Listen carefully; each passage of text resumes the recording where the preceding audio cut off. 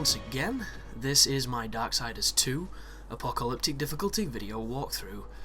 This section is incredibly late, so I do apologise about that. This is part 2 to the Psychemaron.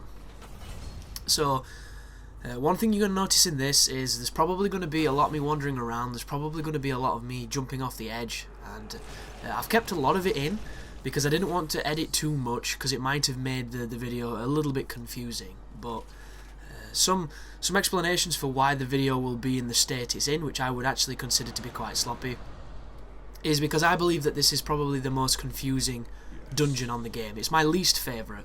It's the only one that I don't seem to commit to memory out of all the ones in the game. So I find it frustrating, and the dungeon itself, once you do it, you look back and you think, well, it is kind of simple, I just weren't thinking about it the correct way. But it's easy to say that in retrospect when you've spent 20 minutes running around getting frustrated. And it's like those folks that go on Who Wants to Be a Millionaire and they say the things like, it's only easy if you know it. It's like, really? Is it only easy if I know it? Don't you think I fucking know that? You didn't have to point it out? Wow. Only easy if you know it. Really? Yes, I said, you know, you only understand Spanish if you can speak it. No shit. Yeah, damn it. We should have known that before you fucking pointed it out. But anyhow, this is Darksiders 2. It's been a while since we've had some on the channel. After Devil May Cry, after quite a lot of Dark Souls, various other things. This is 1/3 of the unfinished projects on my channel. There's Saints Row, and there's Portal 2. Portal 2 is the oldest, and the most shameful from my perspective, because it should have been up a long time ago. And Saints Row is a live playthrough, and that is a long game, and as much fun as I'm having with it, it's kind of a mistake, but it will be finished, because I always finish what I start. Unless it's the Rubik's Cube, because I just can't do that for the life of me. But this is going to be a little bit of an update video, guys, because this is a long-ass video. And if you're new, and you're listening to this just for Darksiders 2 strategies, one of my main tenets is I like to go off on tangents, I like to, you know, to tell stories, I like to keep the commentary as interesting as I can make it from my perspective, and that involves sharing things about me, sharing things about my opinions, and if you disagree or don't think that that is a valid thing to do in a walkthrough, then I'm afraid you will have to just go and watch a different walkthrough. I'm going to put it as nicely as I can, because in all honesty those kind of people can fuck off, and I don't want them on this channel. So now that we all understand each other, let's sit down for some story time. So I got Devil May Cry up pretty quickly. I'm very happy with that. The way I managed to do that, folks, is I got the game early. It doesn't always happen. It doesn't matter where you order it from, guys. Sometimes you just get lucky, other times you get unlucky. I got lucky. I got it on Saturday and it came out on the Tuesday, so that's almost as long as Borderlands when I got that early, because I got Borderlands a week early, so it's pretty great when it happens. The Virgil DLC I will be covering, but it doesn't come out until 4 weeks after release, because that's when the code they're going to send me to activate it, so that's when I'll be covering that. I will also be covering the Bloody Palace if it's fun and it's worthwhile. I'll probably cover it just to put a video up on it, even if I don't beat it, or if, you know, it all depends. Because one thing we need to bear in mind here, guys, is Ninja Theory have changed a lot of stuff. For better or for worse, regardless of your opinion, they've changed a lot of stuff. They could change the palace, they could change how it works, and I have absolutely no idea how it's going to work. And when I think about it, I don't think the palace is going to be nowhere near as difficult as it's been in previous iterations, but I could be wrong. They could put you in rooms with, you know, a whole host of bullshit. Like, you could have bosses and enemies at the same time. We really don't know what they're going to do, what they're planning. You know, they could have... I'm trying to think of a combination of enemies that would actually kill me on that game, or kill anyone on that game, because, you know, once you figure out the witches, once you figure out the dream runners, once you get a good strategy for the ragers, it's not too bad. But who knows, it could be difficult. I don't think it will be. I hope the boss is Devil Trigger, or I hope it's like Devil May Cry 2 where you verse more than one boss at the same time. Now that would be really interesting, and I would look forward to that. But Devil May Cry 3 is performing really well on my channel. It's brought a nice influx of subscribers in. I hope they stay. I hope they're not closed-minded people who only watch one thing, because there's a lot of diversity that I like to do. The next thing coming on the channel, as I've mentioned already, is Dead Space 3. there's also been another development. I have figured out how to stream. So, you know, Final Fantasy Victory fanfare right there, because I'm able to stream now. And anybody who's not seen it, or who's not, you know, joined in and wants to, the best thing to do is follow me on Twitter. If you look at my channel page, there should be the link to my Twitter on there in the bio description.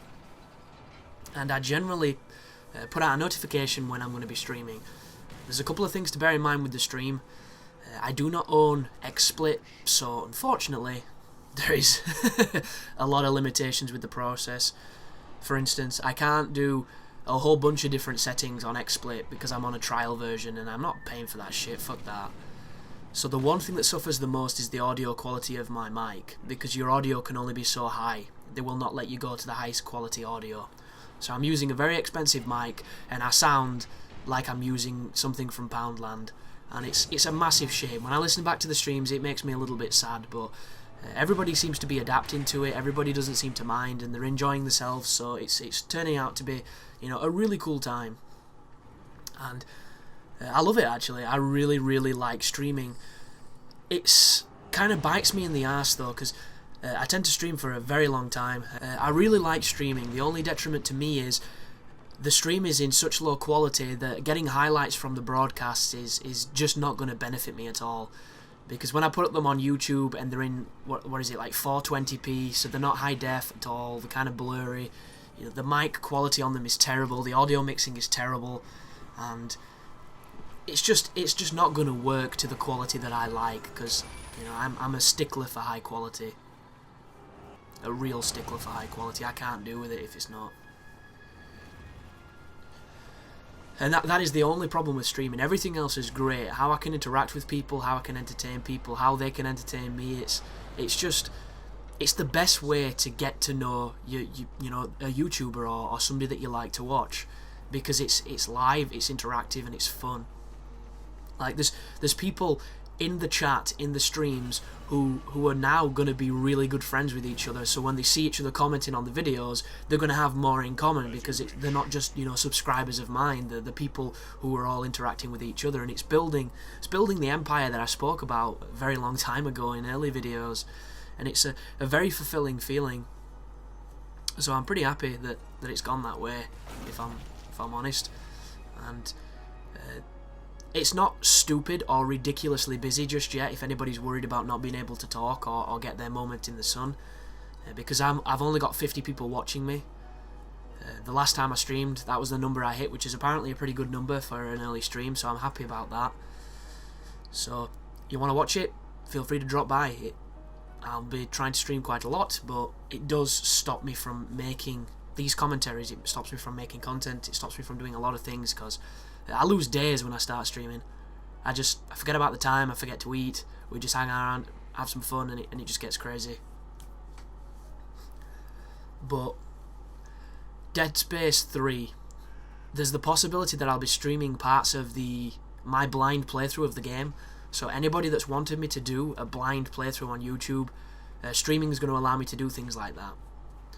It's also going to allow me to do different things. For instance, I'm going to be playing some PlayStation 1 RPGs, and I'm going to try and figure out how to screen capture my desktop so that I can stream that, so that we can do some, you know, Xenogears or some Suikoden, as I call it, and various other things, Legend of Dragoon, you know, all the really good quality PS1 era RPGs.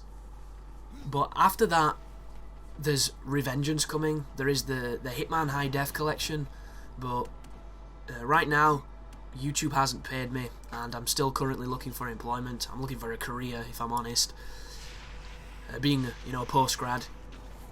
So my funding's a little low, and I'm probably not going to be buying the High Def collection of Hitman immediately, which I know a lot of people were looking forward to seeing some of those guides, but I might try and rent it, or try and trade something in for it, something like that. Because I'm definitely going to try and do Contracts and Hitman 2 if I can, because I love Contracts, I love Blood Money. Blood Money's, you know, already been covered though, really. Hitman 2 I think is impossible. When I played it, I sucked at it. I couldn't even beat that game, let alone, you know, on the harder difficulties or get the best rank. So that could be a really fun guide to try and do. But there is a little bit of a hiatus when it comes to titles after Revengeance and stuff. I think there's Bioshock Infinite coming very soon, and that is going to be a really important title. But it's all about getting it early, and I need friends who work in like a game retail store so they can get me copies early or something. I need to, you know, become a member of a website, become like the reviewer for it or the guide maker, so that they can get games and, you know, review copies sent to them and sent to me, so I can do this stuff early on, because YouTube is all about being first. It really is, and it sucks because a lot of the people that are first are not even good at the games. Like my Devil May Cry, Ninja Theory's Devil May Cry guide that I've put up, it is not the best guide you're gonna watch, guys. There's sloppy play in it. There's, you know, there's moments where I'm not too sure about certain techniques, not too sure about certain enemies, and within the next week, all of those insecurities that are in that guide are gone, because I've learnt them in the space in time afterwards that I've played the game. And a buddy of mine called Big Benedict mentioned that there is a degree of ignorance to releasing a walkthrough, you know, really quickly for a game. And he's true in what he says, because you can't really master anything in the shortest amount of time. The entire point of such mastery is that it takes time. And when you're trying to get it up as quickly as you can, you know, your lady's waiting for you, and you're excited, but for just some reason it's just not working, and then you realise you've had too much to drink, and next thing you know, you're divorced and fat, overweight, in a string vest, and you're living with your best friend, interrupting their sex life, and nobody wins that. But yeah, it's all about being first, YouTube, and it's bad, and I don't like it. And it stems from the search engine and the way that it works. Unless you're extremely lucky with the tags, or you do some, you know, the more shall we say dishonourable tactics on YouTube, you don't get found. And the reason you don't get found is the YouTube search engine is based on popularity.